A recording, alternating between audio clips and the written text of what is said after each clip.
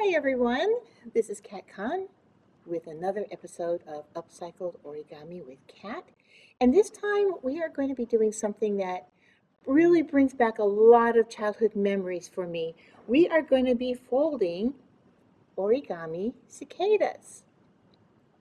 In Japan, they're called semi.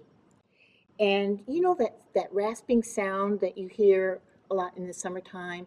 Some people think it's annoying, but I always thought of it as fun. And I have memories of going to my grandparents' house in Tokyo. Actually, they lived in Kawasaki, right outside of Tokyo, and they actually had a big backyard. And my grandfather would give us these very long handled nets. So the nets themselves were kind of small, but they had very, very long handles so that we could reach up high into the tree trunks because that's where the cicadas, the semi, were. And we would try to catch them and we would just hold them in a jar for a little while just to look at them and hear them and then let them go.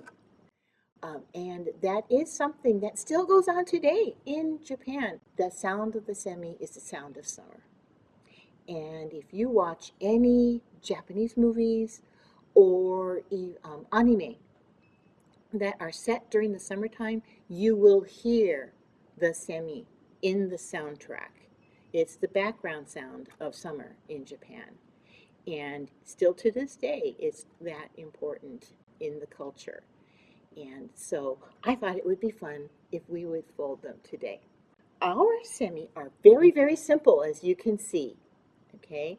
And they just kind of give you that impression of what a cicada looks like. We're going to start. What you do, it's really good to have paper that is two-sided. I'm using regular origami paper today. You can use gift wrap paper that has a plain white side on the back. Anything like that, that would give you that kind of contrast so that you can have that band of contrast when you fold your semi. But what you do is take your paper with the white side up and you're going to fold it in half into a triangle. Just like that. Okay. And then you're going to fold each of these side points down to the bottom point. So you just make sure that the point is actually meeting right down there and that the edge is all in line.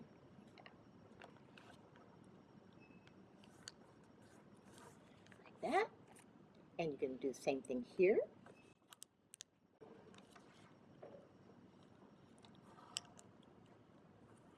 I'm folding it towards the camera, but if you're folding it yourself, you're going to fold the points down to face you because it's a lot easier. Okay? So you have this. Now you're going to take each of these points and you're going to just fold them up to that top, like that. And if you have watched any of my past videos and saw me folding the samurai helmet, the kabuto, we're doing some of the beginning folds of the kabuto.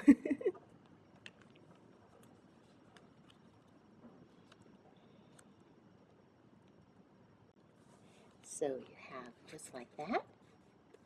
Okay, now you're going to take just this top layer down here, just the top, and you're going to fold it up.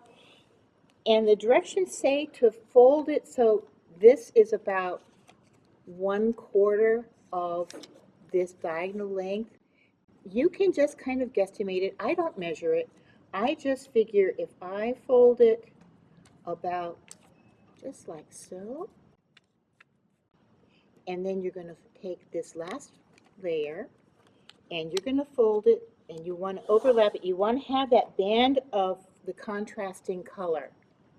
So just about like that. Increase it. And then when you turn it over to the plain side, And you're going to fold this all in half.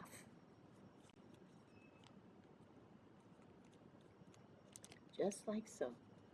And then open it back up. And now, see these small angled sides here? We are going to fold so that that edge meets at that middle crease, just like this. See that? And then again on the other side.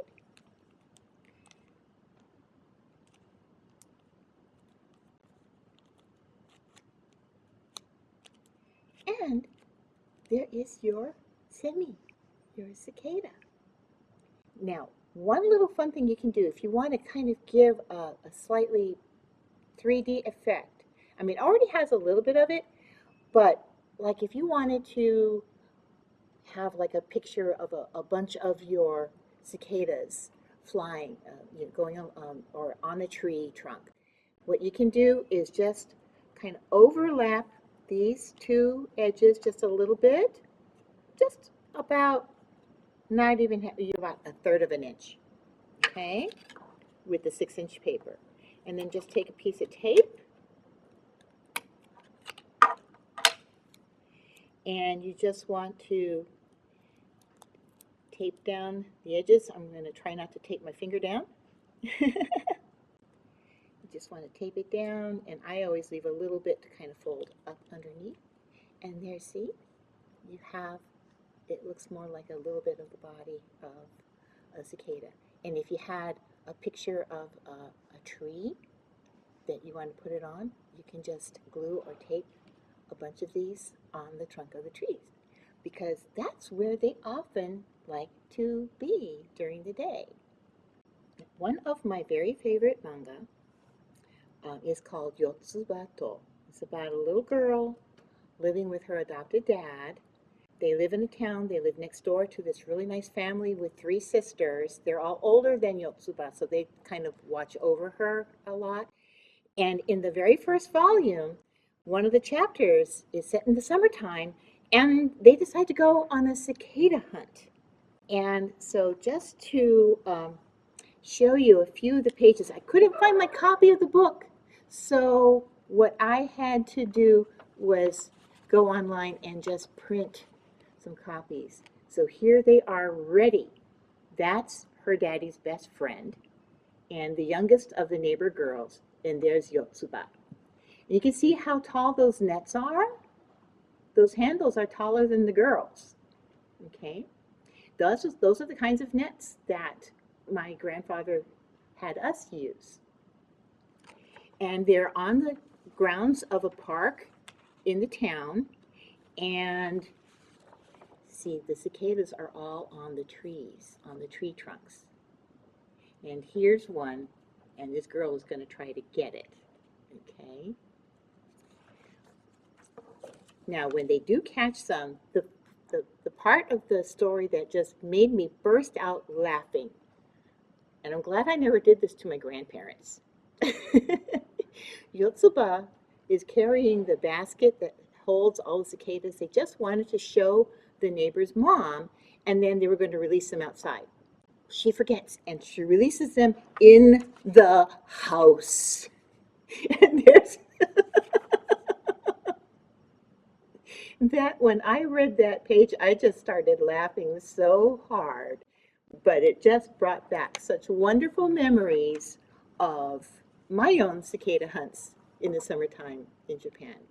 And I hope you can at least have some of the fun of folding your own cicadas and thinking about having some summer fun and listening to the sound of the cicada.